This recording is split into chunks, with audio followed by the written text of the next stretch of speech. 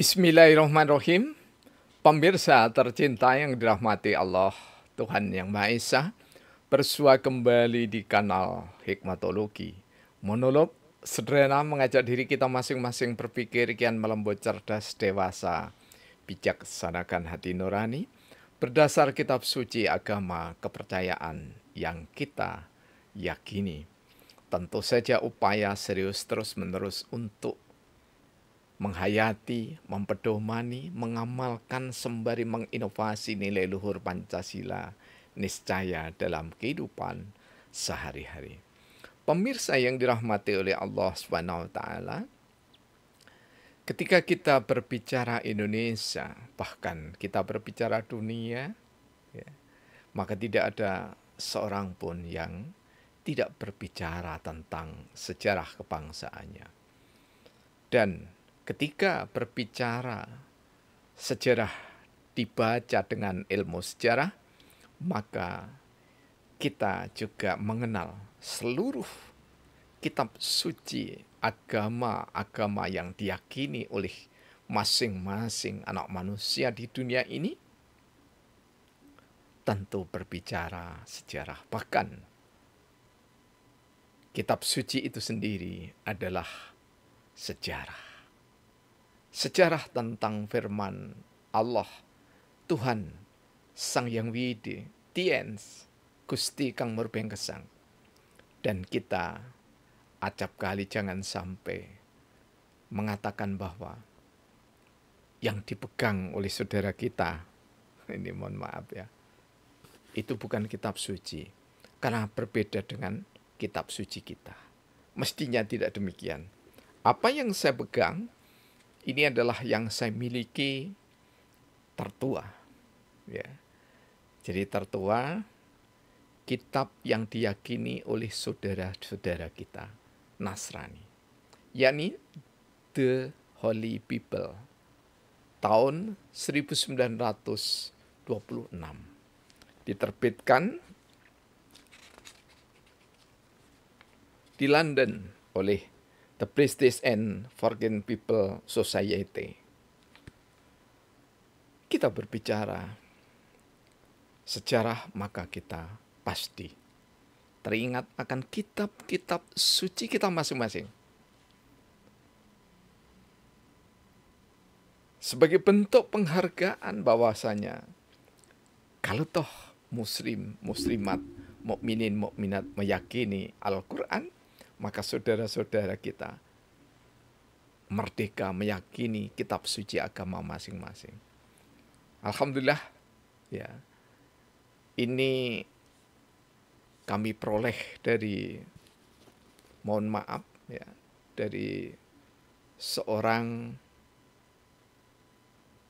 dosen, ya, di mana bapaknya itu memang sangat gemar membaca. Dan dosen yang bersangkutan itu enggan untuk membaca karya-karya klasik, apalagi yang tidak berhubungan dengan agamanya.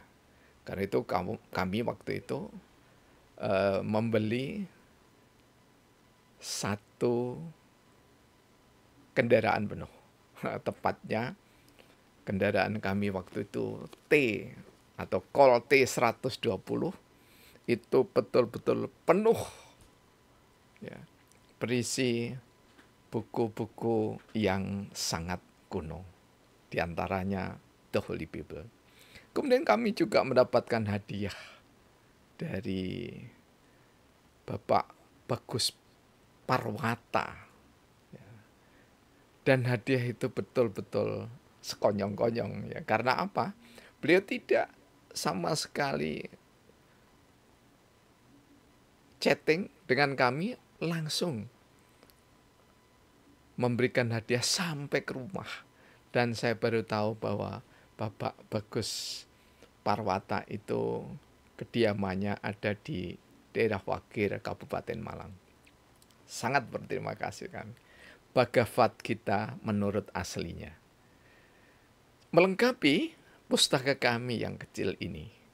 Jadi kami mohon maaf sekedar nunut tidur ya di rumah ini karena nyaris seluruh ruangan bukan nyaris, tapi seluruh ruangan kami memang dipadati dengan aneka kitab dan buku-buku.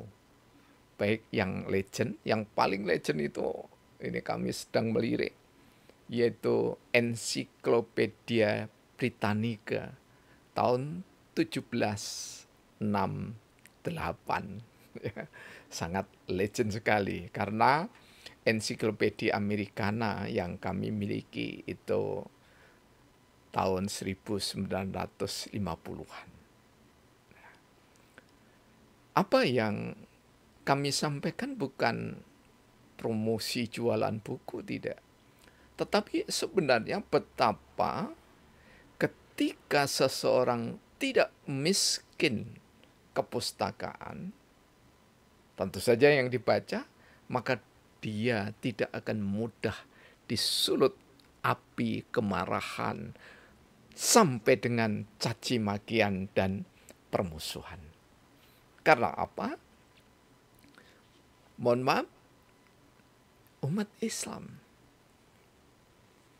sangat meyakini bahwa Iqra bismi rabbika, Iqra bismi rabbika adalah ayat pertama yang diterima oleh Rasulullah Muhammad SAW. Qura'a, membaca. Ma qura'a, katanya para ahli tafsir, apa yang harus aku baca? Bukan aku tidak bisa membaca.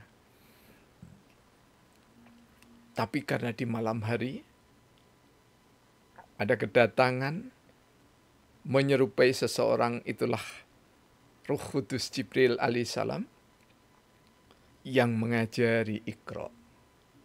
Jadi mustahil seorang Rasulullah Muhammad SAW, penerus dari Nabi Idris alaihissalam, tidak bisa baca tulis.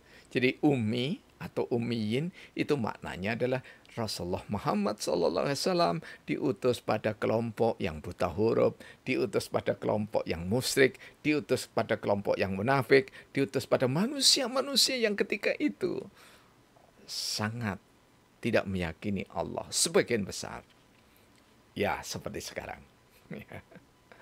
Kalau begitu, kita beriqra bismi rabbika itu adalah niscaya. Jadi ketika kita iqra, membaca, saya membaca The Holy Bible, saya sebelumnya membaca basmalah, bismillahirrahmanirrahim.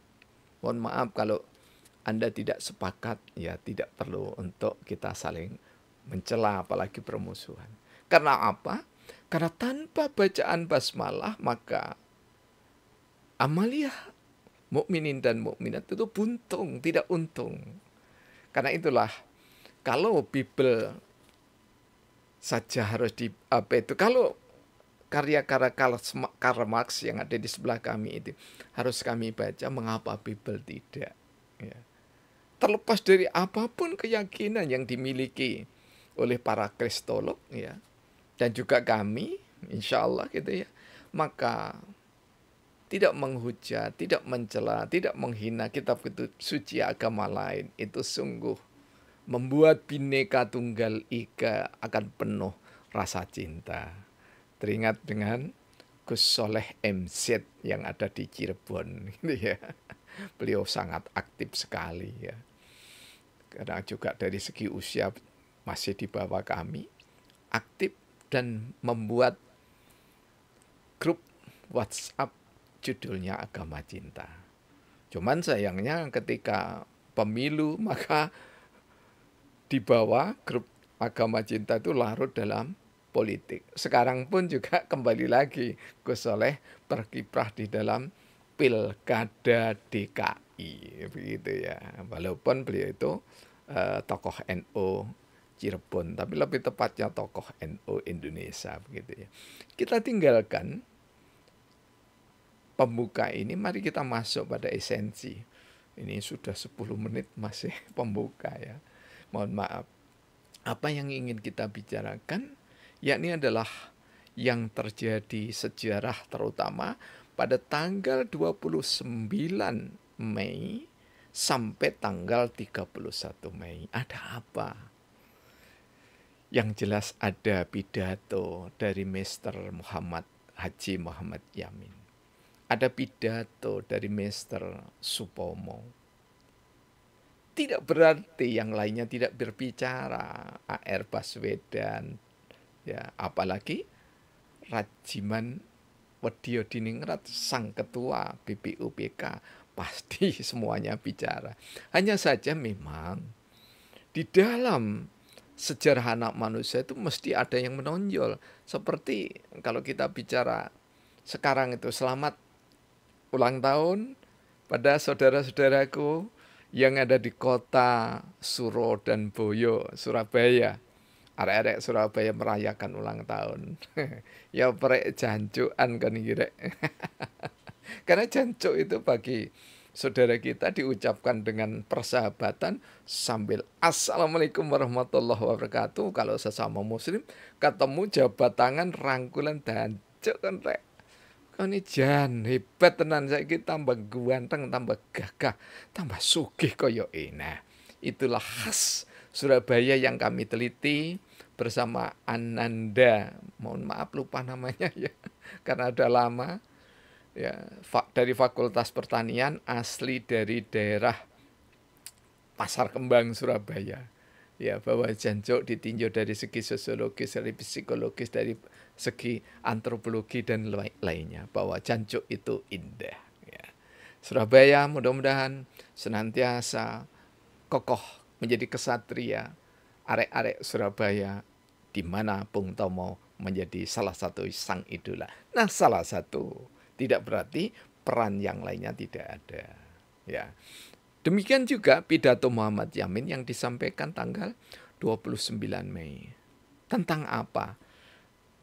Kalau kita baca, kita googling itu ya berbicara peri kemanusiaan, peri kebangsaan, peri kemanusiaan, peri ketuhanan, peri kerakyatan dan kesejahteraan rakyat.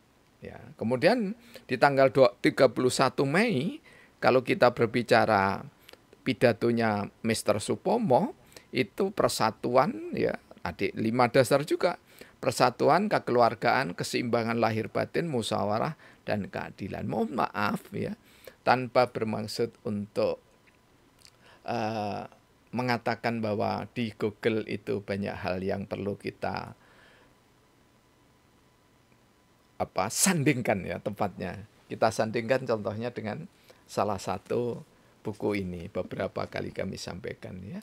Ini adalah naskah persiapan Undang-Undang Dasar 1945 ya, memuat segala naskah resmi penggalang Undang-Undang Dasar 45 yang berlaku kembali dalam Negara Kesatuan Republik Indonesia.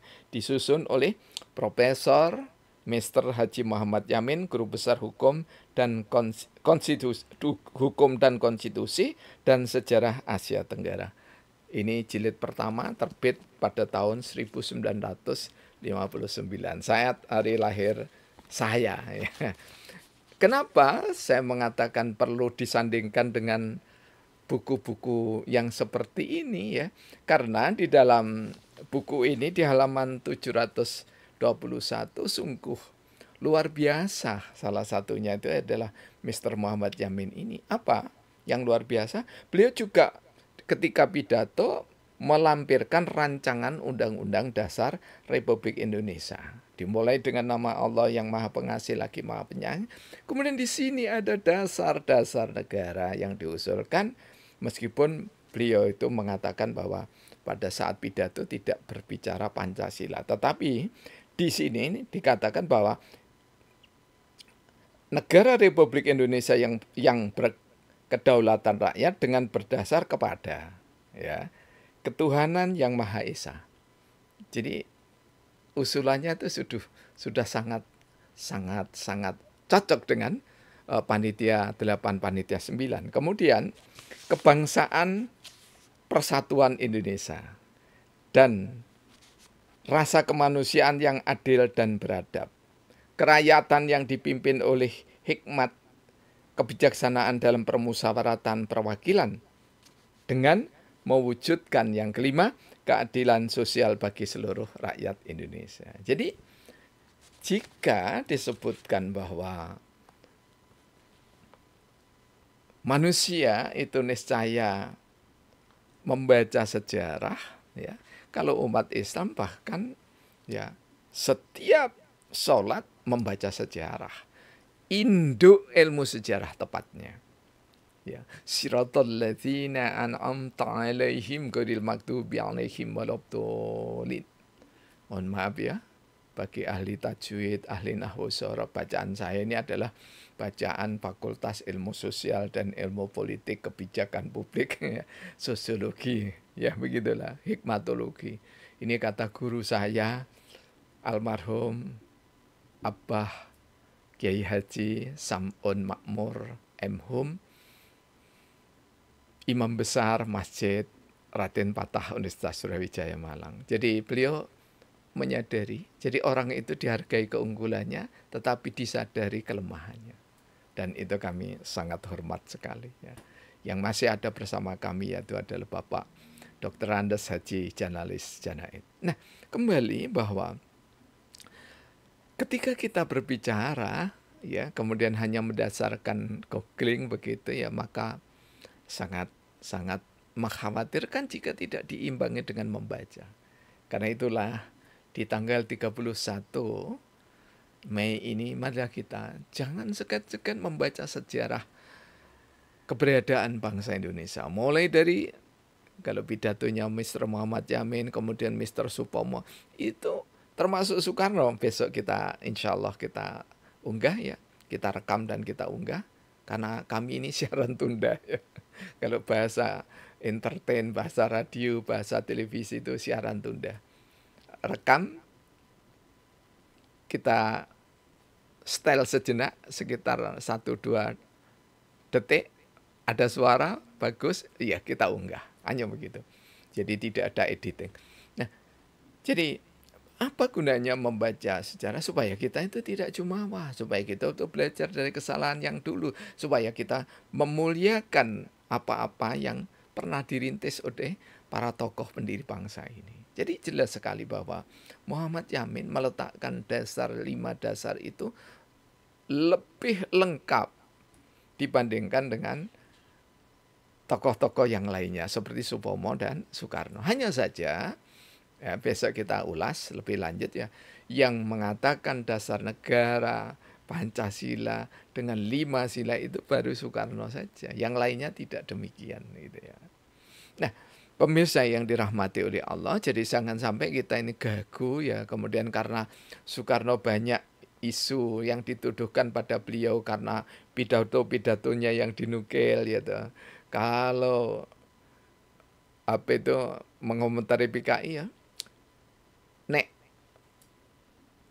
ora ono jika tidak ada melu kelangan, ya itu ya. Ketika pidato di depan tokoh-tokoh PKI dan pendukung-pendukung PKI, gitu ya. Ini yang membuat pikiran-pikiran jernih Soekarno itu kemudian tidak disukai, sehingga 1 Juni dianggap bukan hari lahir Pancasila. Besok kita akan bicarakan itu. Tetapi kita sekali lagi harus menghargai dan harus meneladani bahwa tokoh-tokoh bangsa kita adalah tokoh-tokoh yang hebat. Ya. Jadi Indonesia merdeka disusun atas sifat khas bangsa sendiri. Ini salah satu cuplikan dari pidato tanggal 1 Mei yang disampaikan oleh Mr. Supomo. Demikian juga Mr. Muhammad Yamin menyampaikan harus khas. Ya. Jadi kalau tahu demokrasi itu harus khas Indonesia. Dan ketika berbicara demokrasi itu khas Indonesia, maka harus bersumber pada Pancasila. Dan kami, jujur saja, tidak berarti tidak menghargai pikiran-pikiran beliau itu, karena waktu itu beliau yang paling dibutuhkan adalah Indonesia ada dasarnya apa, kemudian undang-undang dasarnya seperti apa. Sungguh sangat, menurut saya sangat rumit, karena di tengah penjajahan Jepang yang ketika itu belum usai. Karena Sukurisu Sumbi Osakai itu juga bikinan Jepang. Jadi BPUPK itu buatan Jepang. Karena itulah kita jangan pernah membenci terlalu berlebihan pada penjajah. Apalagi membenci sesama Islam, sesama Katolik, sesama Nasrani, sesama Hindu, sesama Buddha. Ya. Apa ada itu? Ada. Jadi kalau kita wawancara mendalam, setiap yang tidak segolongan, kalau orang itu miskin baca, maka dia kaya menista. Mudah-mudahan anak-anak kita, terutama mereka yang masih belia, ya, mahasiswa terutama, kayakanlah dengan bacaan dan bacalah dengan, bagi yang muslim, ya, Iqra bismi rabbika. Jadi membaca itu tersadar bahwa saat membaca senantiasa dibimbing, mohon bimbingan Allah Azza wa Jalla, Allah Sang Maha Cinta. Karena kita membaca dengan pesona cinta, maka yang akan tertebar baik ucapan lisan kita maupun karya guratan tangan kita melalui sosial media, ataupun boleh jadi kita mengarang satu buku, termasuk kita berkarya. Tidak pernah tidak, core tertingginya adalah untuk menggapai ridho Allah Subhanahu wa taala, untuk semakin menyayangi Rasulullah Muhammad sallallahu alaihi wasallam, dan kita semakin hari semakin menunjukkan bakti kita kepada orang tua yang ada maupun yang sudah tiada, dengan cara menebar cinta, menggapai kemuliaan, dan kita persembahkan juga karya kita ini adalah untuk orang tua kita serta para leluhur Nusantara Indonesia, para pejuang tanpa sekat suku bangsa, kepercayaan, dan agama. Terima kasih, mohon maaf jika ada kekeliruan atau kesalahan, dan tegur sapa yang beretika itu niscaya. Kita bangsa besar yang penuh pesona. Dukungan Anda adalah keberadaan kami ketika rahmat Allah senantiasa menyertai kami. Terima kasih. Alhamdulillahirabbil alamin.